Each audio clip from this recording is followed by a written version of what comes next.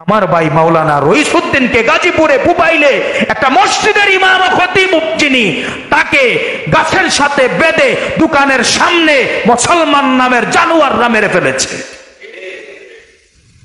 একজন মসজিদের ইমাম খতিবকে মিথ্যা উপবাদ দিয়ে গুজব ছড়ায়া মত সৃষ্টি করে ওই ইহুদির দালালরা, ইহুদির এজেন্ডারা, মুসলমান দাবিদাররা, ওরা মানুষ রূপে জন্ম নিল, প্রকৃতপক্ষে মানুষ না। আল্লাহ কয় উলাইকা কাল আনআমি বাল হুম আদাল, ওরা জানোয়ারের চাইতে আরো নিকৃষ্ট, যারা একজন মানুষ হয়ে আর একজন মানুষকে অন্যায়ভাবে হত্যা করে।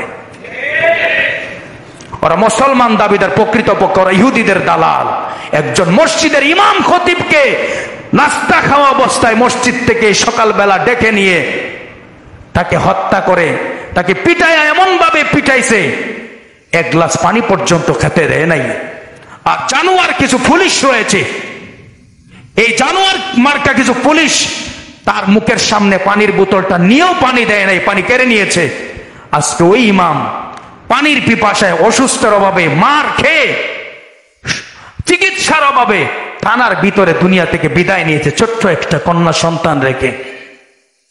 তো মসজিদের ইমাম, যিনি মসজিদের খতিব, খুতবা দিতেন, এটা আপনার আমার বাংলাদেশের মুসলমানদের পরিচয়। আমার দাবি থাকবে, যদি মুসলমান দাবি করেন, ভিতরে যদি বিন্দু মাত্র প্রেম থাকে, যেখানে যেভাবে যেখানে যেই জায়গা থেকে আপনার প্রতিবাদ করার সুযোগ থাকে, যদি ভিতরে প্রেম থাকে, নবীর আল্লাহ রসুলের মহাব্বত থাকে, আপনার ভাইয়ের প্রতি যদি মহাব্বত থাকে, মুসলমানের জন্য যদি দরদ হয়, সে যদি অন্যায় করেও থাকে তার বিচার আদালত করবে। সে যদি অন্যায় করেও থাকে তার বিচার করবে কে? আদালত। আপনি এইভাবে তাকে রক্তাক্ত করে মেরে দুনিয়া থেকে বিদায় দেওয়ার কোনো অধিকার নাই। আল্লাহ রসুল বলেন, একটা মুসলমান যদি একটা ইহুদি, একটা খ্রিস্টানকে অন্যায়ভাবে হত্যা করে জাহান্নামে জ্বলবে।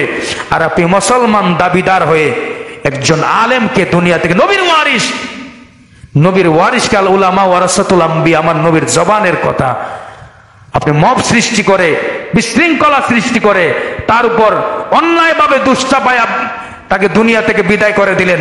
আপনার মতো জানোয়ার দুনিয়ার মধ্যে, আপনার চাইতে কুকুর ভালো, কারণ আল্লাহ বলেছেন উলাইকা কাল আনআমি বাল হুম আদাল, তোদের চাইতে জানোয়ার ভালো, তোরা ভালো নয়।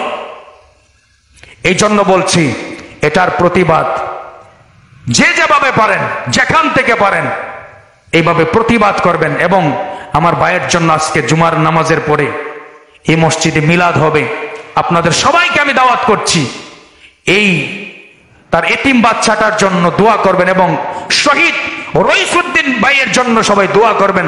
আল্লাহ পাক যেন তাকে শহীদি মর্যাদা দান করে, জান্নাতুল ফেরদাউস নসিব করেন, এবং সেই যেই সমস্ত ইহুদির দালালরা তাকে মেরে দুনিয়া থেকে বিদায় করেছে, এদের বিচার যেন আল্লাহ বাংলার জমিনে করেন।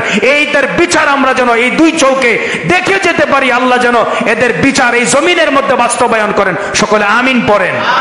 ওয়া আখিরু দাওয়ানা আলহামদুলিল্লাহি রাব্বিল আলামিন।